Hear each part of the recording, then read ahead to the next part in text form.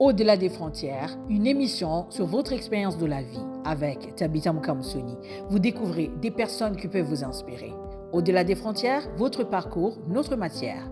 Suivez notre émission Au-delà des frontières. Retrouvez l'intégralité de notre émission sur YouTube avec des vidéos à l'appui. Au-delà des frontières sur 93.1 FM.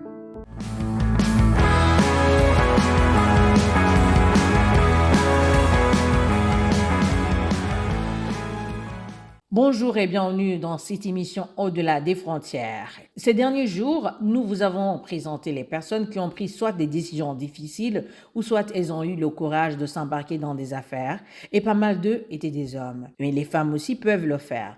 Nous vous faisons découvrir aujourd'hui cette femme de Mississauga qui a pris la décision de s'embarquer dans les affaires. On peut se demander comment elle gagne sa vie, mais cela n'est pas le principal pour elle. Elle est surtout passionnée par l'éducation financière parce qu'en tant que femme immigrante, elle sait de quoi elle parle. D'origine algérienne, elle a vécu en France un certain nombre d'années et arrive au Canada en 2008. Elle, c'est Faiza Abdallaoui. Je suis d'ailleurs avec elle. Je l'ai rencontrée à Ottawa dans le Symposium national. Faiza, bonjour.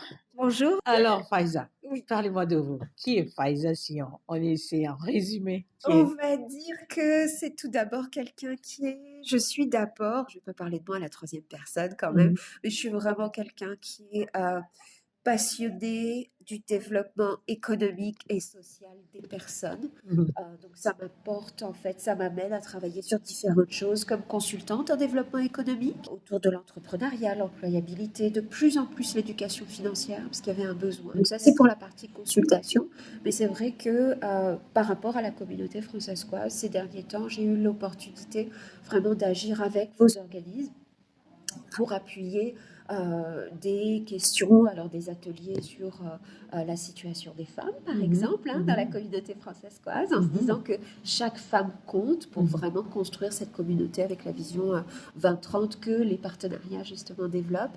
Et puis la semaine dernière, ou il y a 2 semaines, avec des ateliers sur la question financière. Ouais, donc beaucoup d'ateliers, je donne beaucoup d'ateliers un petit peu partout au Canada. Je suis basée à Mississauga, moi je suis de l'Ontario.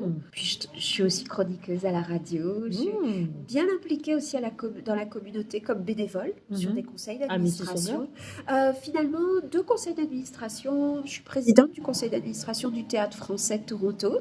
C'est un établissement important là pour faire connaître nos arts en français aux francophones de la région, mais aussi aux anglophones.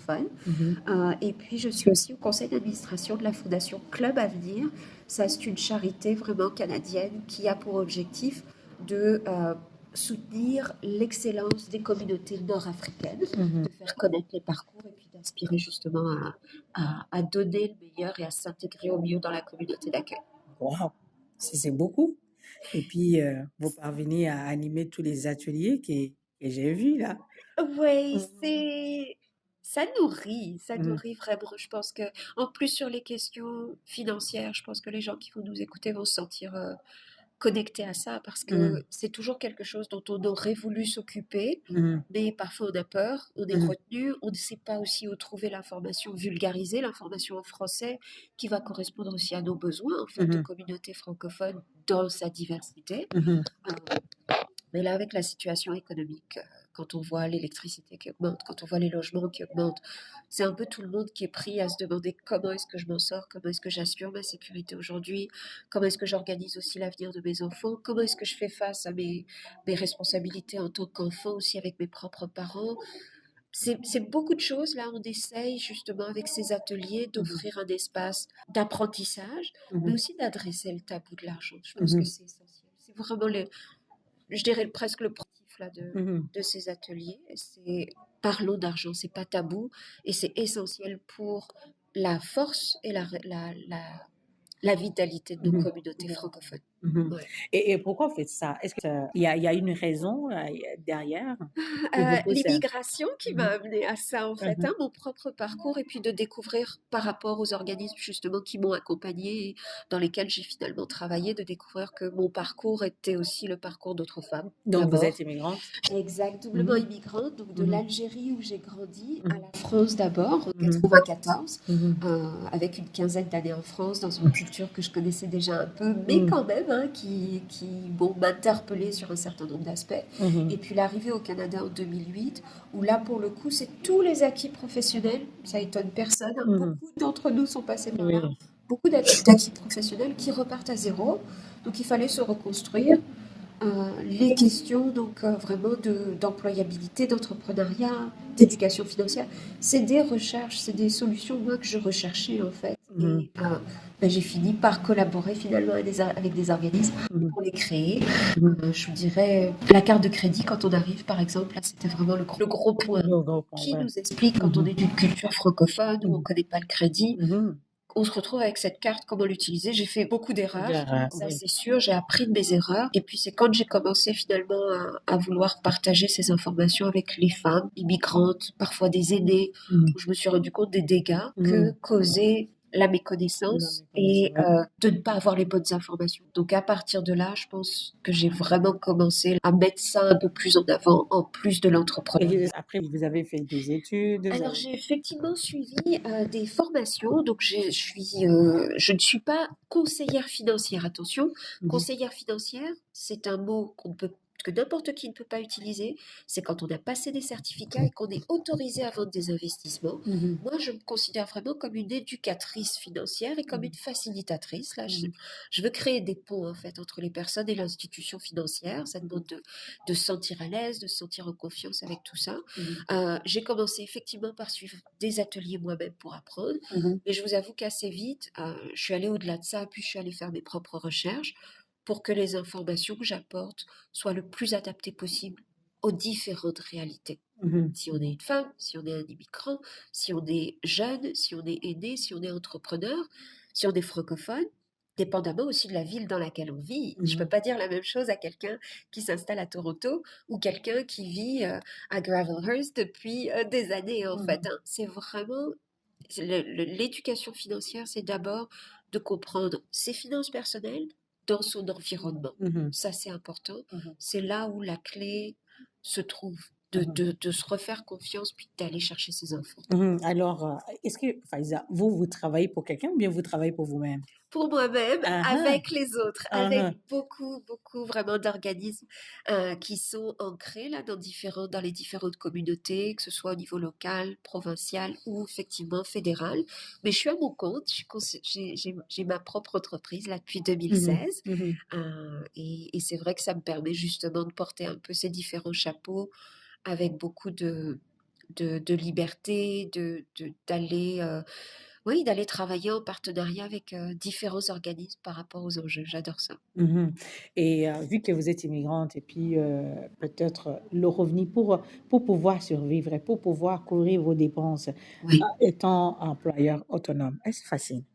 C'est pas facile, il faut s'accrocher, ça c'est sûr, il faut le dire. Hein. L'entrepreneuriat, c'est souvent présenté comme étant quelque chose qui va être un peu la recette, la baguette magique. Là. Vous Mhm. n'arrivez pas à trouver un emploi, Mhm. lancez-vous comme entrepreneur, tout va aller bien. Mhm. Alors qu'en fait, il faut vraiment, quand on développe son projet entrepreneurial, se dire est-ce que c'est quelque chose qui va me permettre d'assurer Mhm. pas tous les plaisirs, mais vraiment l'essentiel. Moi, je pars quand je travaille mes propres finances personnelles. Mhm. C'est le toit au-dessus de ma tête, Mhm. la nourriture sur la table, Mhm. la possibilité d'aller de A à B là, par le transport.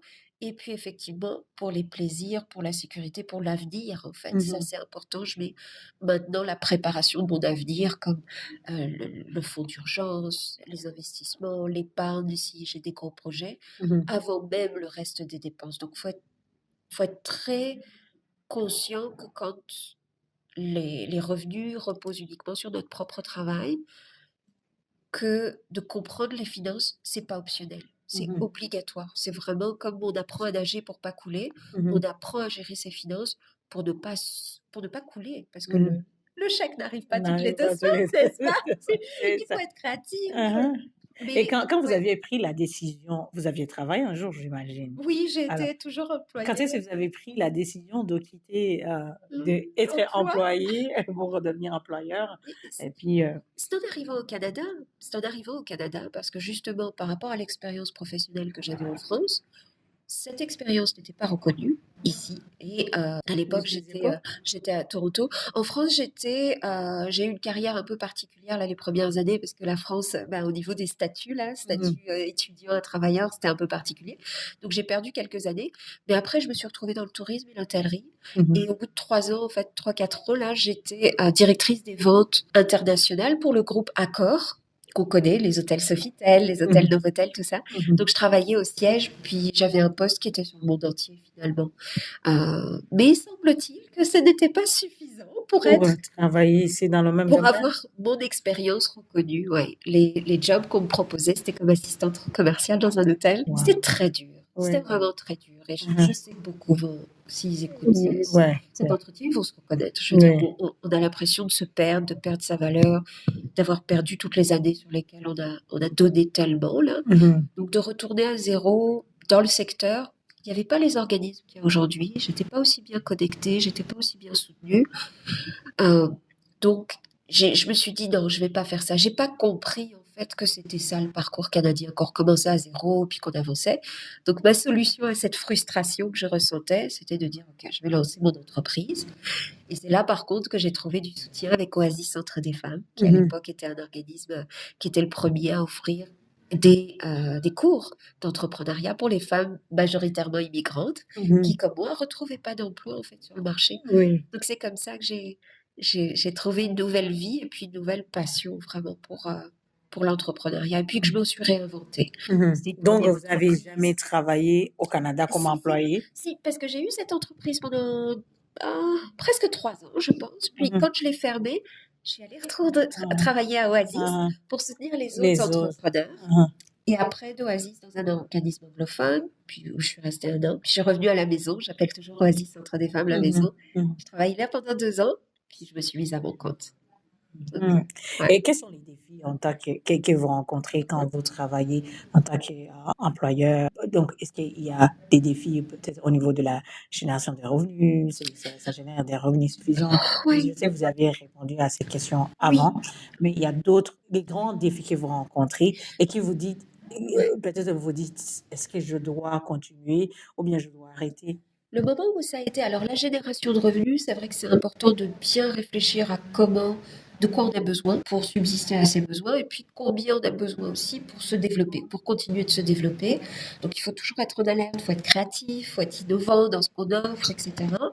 Après 7 ans, je dois dire que ça reste effectivement une inquiétude là, mais j'ai dépassé ça. Le point par contre un autre point auquel on ne pense pas assez, c'est la santé Mhm, physique, la mhm. Et santé mental. émotionnelle, la santé mentale. Mhm, Parce que le stress, effectivement, tout repose sur nos mhm, épaules. Moi, je dois dire que je suis assez, je vais pas dire chanteuse, mais j'ai mon réseau, je suis sur un créneau où j'ai la chance que les mhm. gens me fassent C'est confiance et puis me bien. rappellent. Donc, Mhm, c'est vrai que c'est un plaisir. mhm, Mais le stress pour certains de se dire toujours qu'est-ce que je vais vendre, qu'est-ce que je vais vendre, c'est dur. Et la santé physique, là, moi, je suis quelqu'un qui a beaucoup travaillé, qui a été bénévole aussi sur un organisme en même temps. Là, j'étais mhm, présidente du MOFIF, Mouvement mhm. ontarien des familles migrantes francophones, là, au Mhm. moment où je lançais mon entreprise. Puis, je suis très heureuse de ce que le MOFIF est devenu. Puis, ça demandait vraiment à ce que le conseil d'administration qu'on était se donne. Mais voilà, le mot, c'est donner Mhm. sans se reposer Mhm. sans se reposer. Puis Mhm. ça, au moment de la Covid, un petit peu comme d'autres, là, on a ralenti un petit peu, et puis le corps, on a profité là que ça se ralentissait, de dire, hey, t'as un peu tiré sur la corde. Mhm. Puis bon, j'ai eu quelques soucis de santé effectivement liés à Mhm. ça. Ouais. Quand on est entrepreneur et qu'on a des soucis de santé, pour chaque Mhm. jour où on ne travaille pas, il n'y a Mhm. pas de Il n'y revenus. a pas de revenus, c'est ça. Ouais, donc c'est vraiment là où je pense que je veux vraiment appuyer, c'est faut être solide. Faut Mhm. être solide, faut se préserver, faut prendre soin de soi. Mhm. Parce que personne ne va le faire à notre place Mhm. et que si on est fatigué, le travail s'arrête. Mhm. Et comme vous travaillez au niveau, vous expliquez, c'est l'éducation financière, n'est-ce pas? Mhm. Euh, Comment les gens, s'il y a des gens qui nous écoutent aujourd'hui, donc quelqu'un qui aimerait créer sa propre entreprise Ouais. et la personne pense, ah, pour les REER, ces avantages sociaux, pour l'assurance maladie, parce que les gens, Oui. si tu n'es pas vraiment très optimiste, si tu peux penser, comment je vais m'en sortir? Est-ce que je vais pouvoir m'en sortir? Quel conseil Comme vous pourriez travailleur donner? autonome? Oui, comme travailleur De ne pas autonome. faire les mêmes erreurs que moi. C'est-à-dire que, ouais, parce que j'ai commencé l'entreprise, l'éducation financière, oui, c'était ça, mais c'était pas là comme mon cœur de. Mmh. Puis, il y a une expression française que j'adore, le cordonnier mal chaussé. Donc, pendant Mmh. très longtemps, j'ai été mal chaussée. Mais c'est très bien parce que j'apprends de mes erreurs, puis je Ouais. continue à en faire. Mais au Mmh. moins, j'évite aux autres de les faire quand j'en Oui. parle là, dans les ateliers ou même dans les échanges. Mmh. Donc, ça, c'est important. Mais c'est vrai que là aussi, les REER, euh, le fonds d'urgence, tout ce qui est lié à la retraite, tout ce qui est lié aux assurances vie, tout ce qui est lié aux assurances maladie, c'est à nous d'y penser. C'est Mmh. vraiment à nous d'y penser. Donc ça veut dire que pour l'entrepreneur qui est vraiment concentré dans son présent, parce qu'on est pris là, on veut développer son entreprise, etc., pour chaque sou qu'on gagne, Mmh. ok, déterminez déjà, payez-vous vous-même. On le dit même aux employés. Mmh.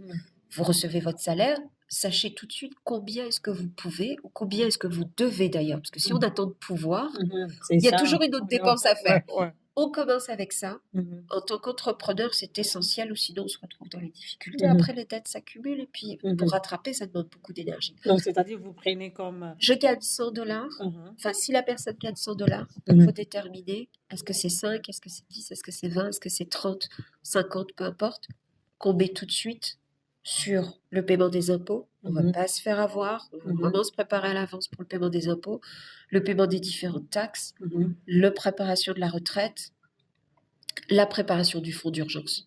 Le fonds Mmh. d'urgence, c'est vraiment, il m'arrive quelque chose, voilà, je suis assurée d'avoir de quoi payer mes besoins essentiels, le loyer est payé, ça c'est vraiment Et là, vous mettez de côté Quel- Ah oui, à la oui, banque. exactement. La façon dont on le met de côté, là, c'est Mmh. dépendamment de chaque situation. On ne met Mmh. pas juste ça sur son compte chèque. On peut Mmh. l'organiser d'une façon, mais on ne prend pas de risque avec ça. Hein. Mmh. Mais là aussi, en tant Il qu'entrepreneur. faut garder cet argent comme si ce n'est pas le vôtre.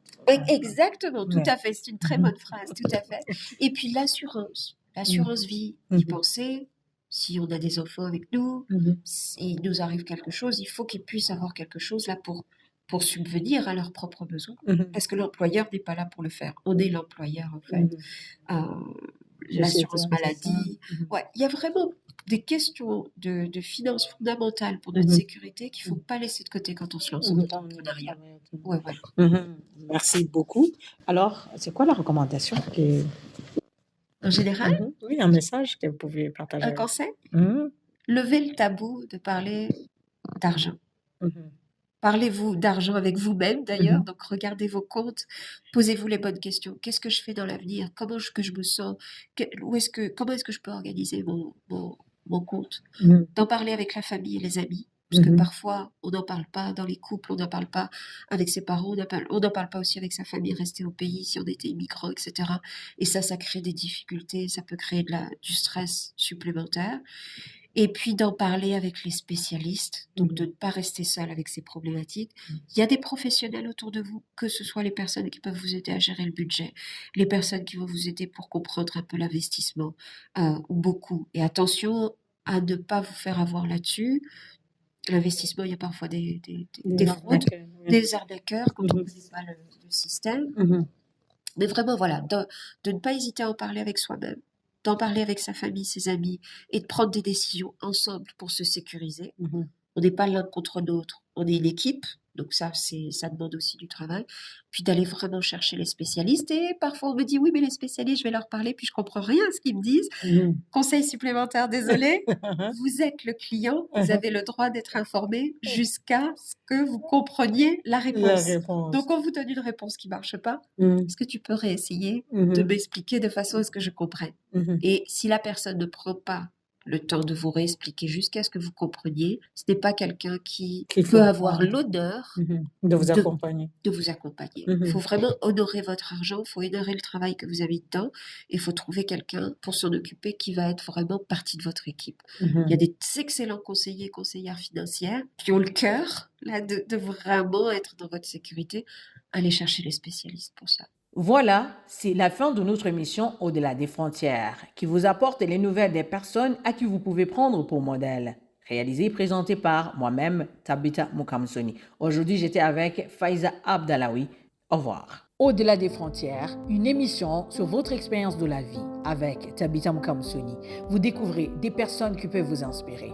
Au-delà des frontières, votre parcours, notre matière. Suivez notre émission Au-delà des frontières. Retrouvez l'intégralité de notre émission sur YouTube avec des vidéos à l'appui. Au-delà des frontières sur 93.1 FM.